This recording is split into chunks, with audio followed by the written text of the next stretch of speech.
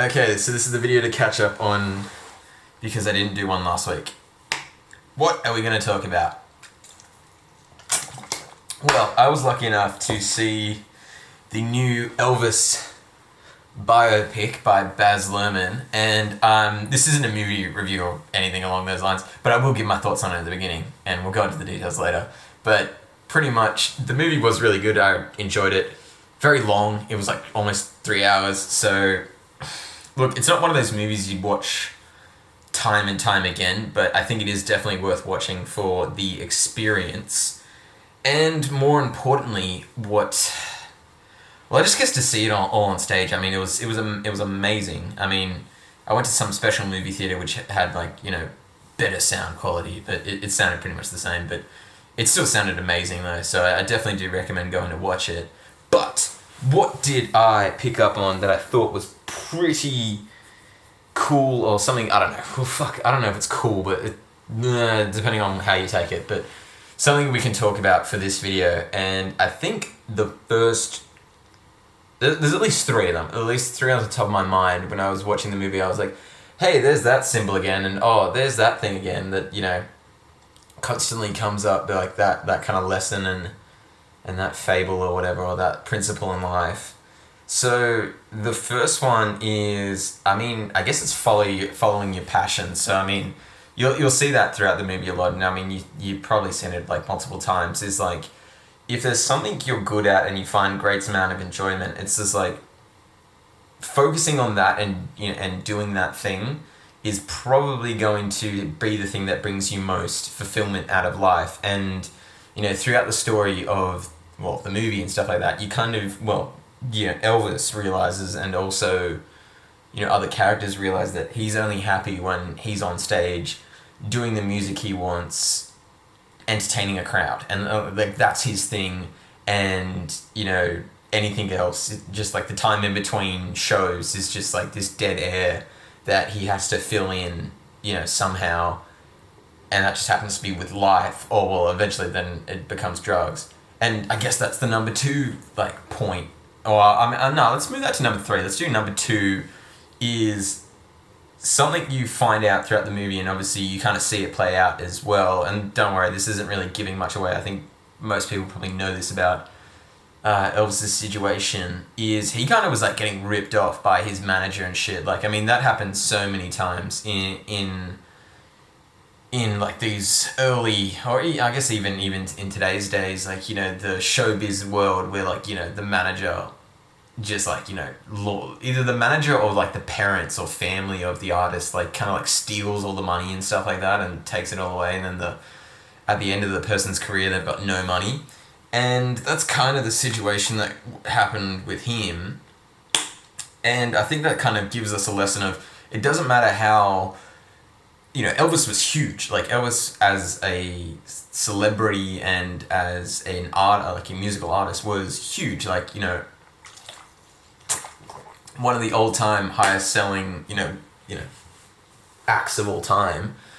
And yet he ended up with no money, which just shows us that, I think another principle that the movie can kind of tell you, or you should be able to focus on and see, is that you need to be, regardless of how talented you are at something, or how much money you make or whatever, if you can't manage your own money, if someone else is holding your bag of money, then that's a problem, because you don't know what they're doing behind the scenes to your money. And if it's a situation like that where it's essentially being stolen from you, but almost legally, in some situations, it's such a bad contract or such a bad situation where the management has so much oversight, or even in your own life, just in a relationship or something, if one partner does all the financial stuff and the other one, and the other doesn't, it's just then the one that doesn't know any of the financial stuff is completely at the mercy of the one that does.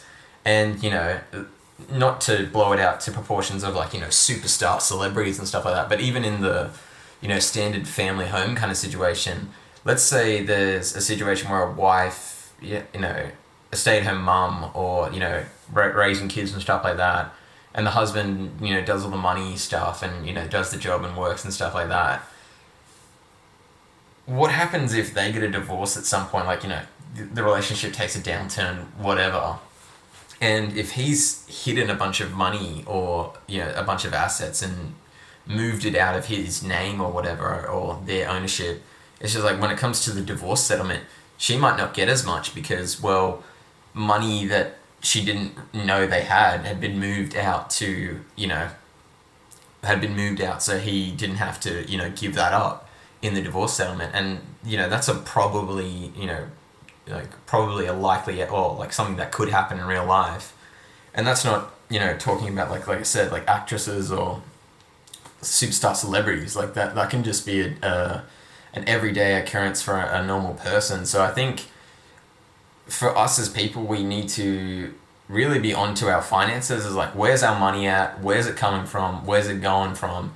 And I think we should do almost a review like that, a full like state of my finances, address or summary every, maybe like 3 to 6 months, just so that you know how much money you got, you know where the money's coming in, and you know where the money's going. So, and you have a semi-fresh, semi-regular update of like every 6 to 12 months, 3 to 6 months or whatever, so that you can actually see if something happens, like something bad happens, you can be quick onto it. So, yeah, I think that's point number 2, is like you need to be onto your finances. You need to know where your bag is at and what's going on with it. And then the third one is, I guess, just dependence on drugs is always just, it never turns out good. And even in his case, I mean, his was an extreme case, like the amount of drugs he was on to get him up on stage at the later part of his life, which when you find out and watch the movie, he dies at 42.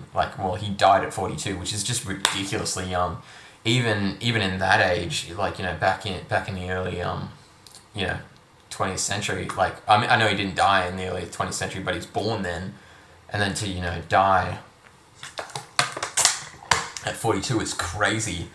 And I just think that's the reality. It's like, doesn't matter if you're a rock star or whatever, or celebrity or something, or just your average Joe. I think turning to drugs for dependency is just never really going to work, especially if you're looking to fill in that feeling of life, or you feel like something's missing, there's like that void. I mean, man, drugs just never work, and it always just ends up so much worse than it ever does positive. I mean, because you lose your family and stuff, and that even happens in the movie as well. It's just and I mean, it is a combination of factors. It's obsession with work, and then also the drug taking and stuff like that is kind of an issue, and that causes the wife Priscilla to leave with the daughter. And yeah, so I guess that I don't know, I think that was just what really stood out to me with those 3 things. It was just if you want to be successful, or you want to make something of yourself in life, it's you need to find that thing you can do 23 hours of the day. Not saying you should be awake for 23 hours a day, but the thing that you're so passionate about, you can work on forever. And then kind of do that, spend as much time as possible immersing yourself and actually working within, or exercising or doing within that passion in that space, whether that be writing music or performing music like Elvis or whatever, or if it's anything, sport or anything you find enjoyment in, I guess, whatever. And then the second one was finances. So you need to know where your money's at, you need to know where the bag is at. And the last one is, there's nothing wrong with, I think, enjoying in taking drugs from time to time. I really don't think there is. But I'm talking every 6 to 12 months. But if you're doing it every single day and just trying to cope with shit, then that's when it's that's not good. I guess, yeah, so I guess what I'm trying to say is the most kind of self-control you can have is to do it once or twice every year or so, and then not do it on the day-to-day. Whereas the self-control that's slightly a little bit less disciplined is not doing it ever, because you cannot trust yourself if you go back to it. I think that's the one below it. If you can manage to actually do it occasionally, every year or two, and then not go back, then I think that shows more self-control than someone who just has to quit cold turkey. Not saying that either one is bad, and I think there is, for most people, I think it is like if they try and dabble every once in a while, they end up just going back to it. So I don't recommend it. I think for most people, just quitting cold turkey is the appropriate thing to do. Because I've done it myself. It's like, especially with, so for me, my one was like recently vaping. So I'm now cutting off cold turkey because I've done it enough weeks where I'm like, oh no, I'll just have it this one day. And then it ends up being like the whole week. So then it's like, yeah, I guess I'm just one of those people that can't do it, or at least on this thing, for nicotine, it's just one of those things I can't dabble with. It's just like, it's all or nothing. Either I do it every day or I don't do it at all.